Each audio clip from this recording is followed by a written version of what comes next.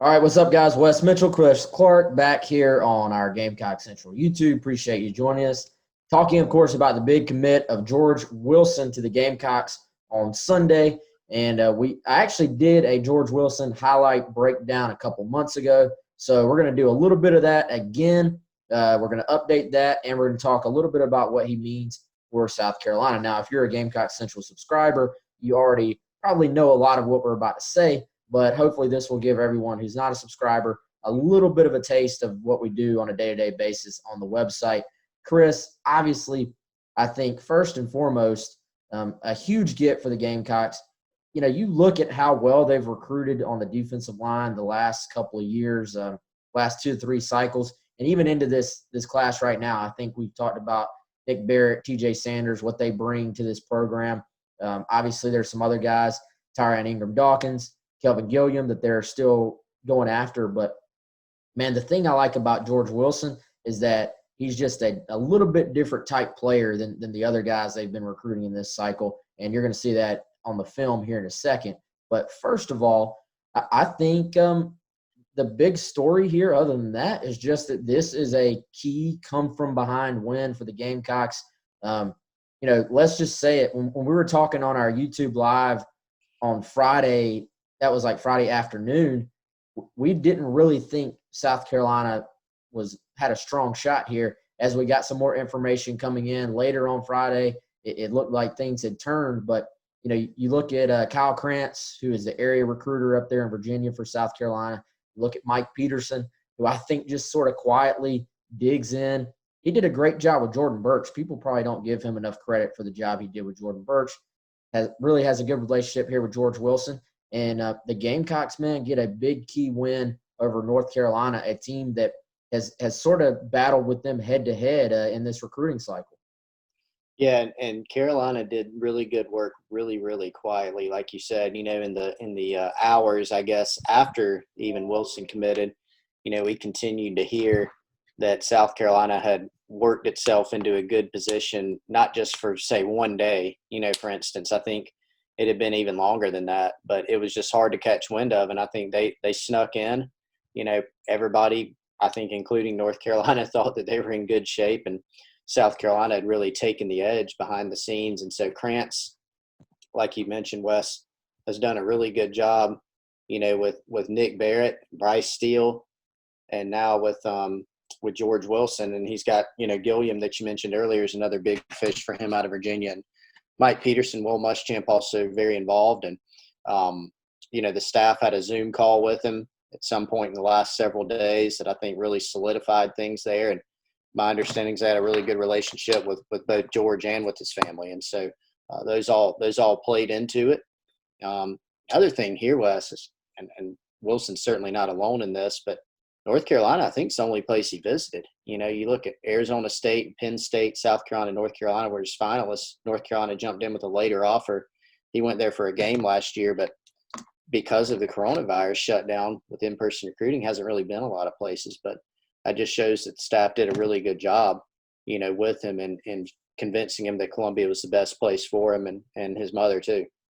Yeah, the Zoom call key there, it sounds like. And if you're watching the screen share here, you're seeing our original story we did on George Wilson. And if you're a Gamecock Central subscriber, what we try to do is go as in-depth as possible. So in this case, you're obviously watching our video breakdown now.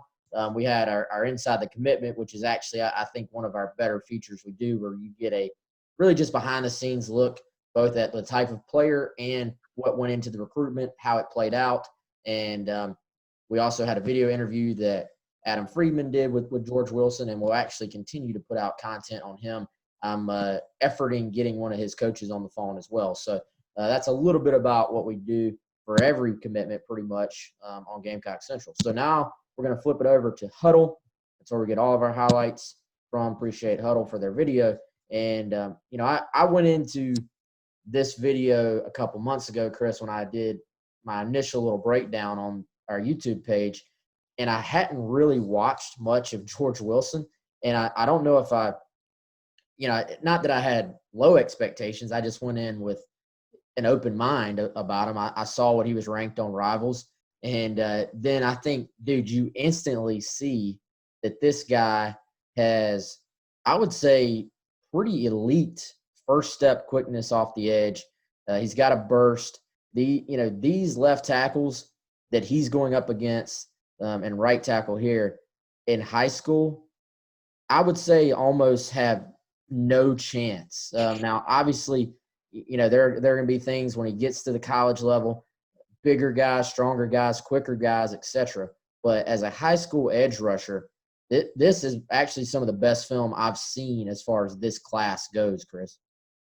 Yeah, there's a lot to like, and I think when you look at Wilson, you see what he is now and what he can do. I think you get even more excited because it's far from a complete player, right? I mean, this guy who has basketball athleticism, so you like that, the two-sport type of thing. But you're right, the first step's really good. He's probably, I don't know what, between 205, 215 right now, but he's got a frame where he can get significantly bigger. I mean, you're talking about a guy who, heck, I mean, he's probably going to go play at 235 or 240, and he's going to add some power. He's got really good length.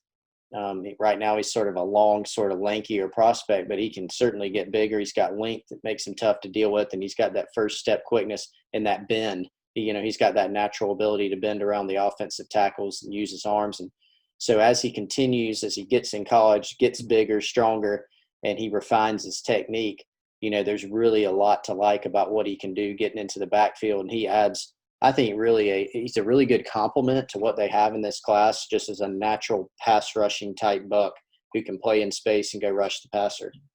Yeah, I think watching the film, man, like you said, he is that big, long kid. He's kind of, once he gets off the line, he's kind of a long strider, but I think changes direction really well. Does a good job here of, not letting the running back get outside of his shoulder, keeping containment like he's supposed to. And I think you'll see him chase plays.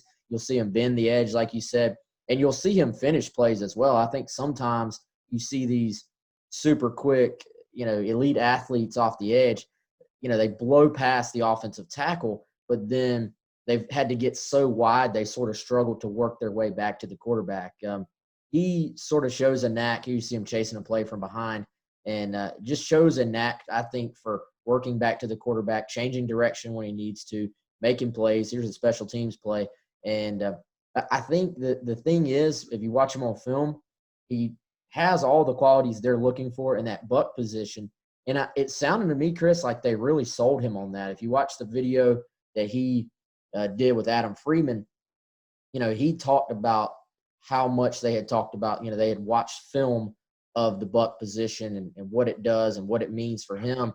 And I think he's just sold on this being a scheme fit for him.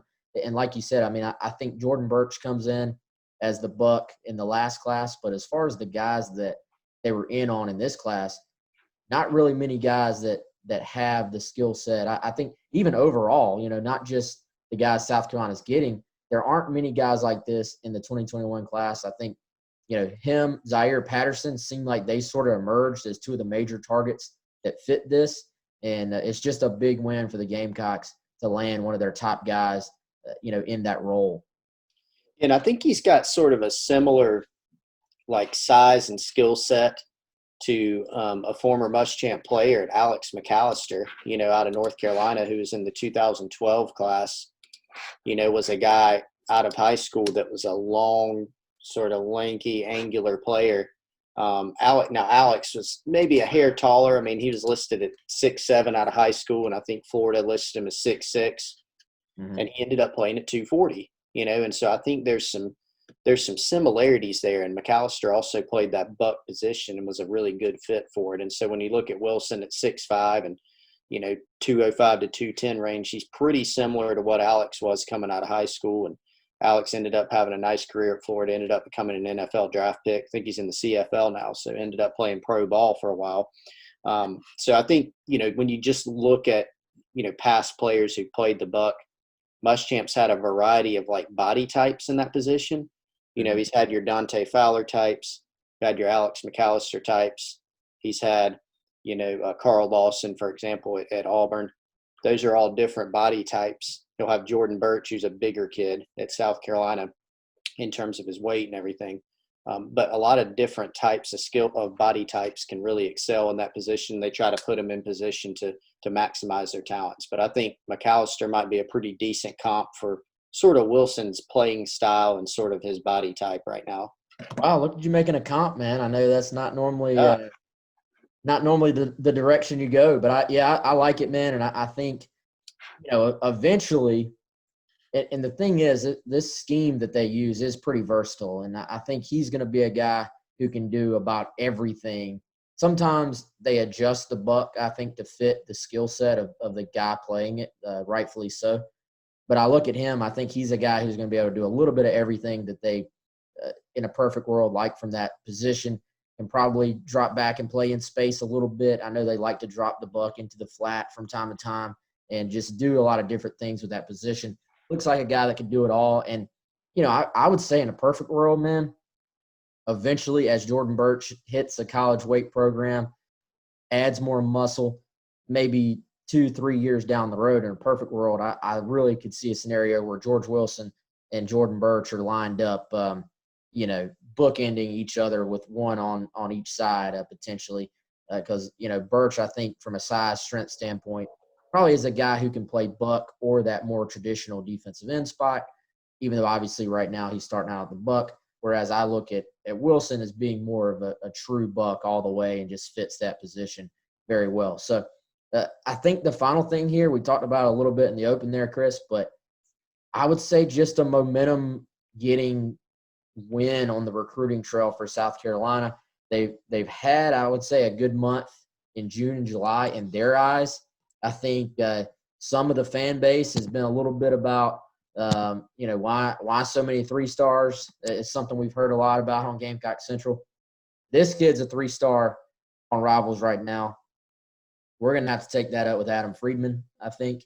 But I think just a massive get for them in multiple ways. And some other sites obviously have him much higher rated than our guys at Rivals right now. And I think is just what South Carolina needed at this point in the process.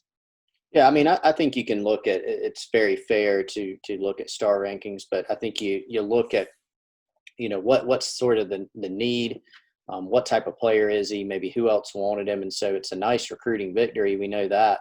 Like you said, a sort of a momentum swinging type of thing potentially, at least for this prospect.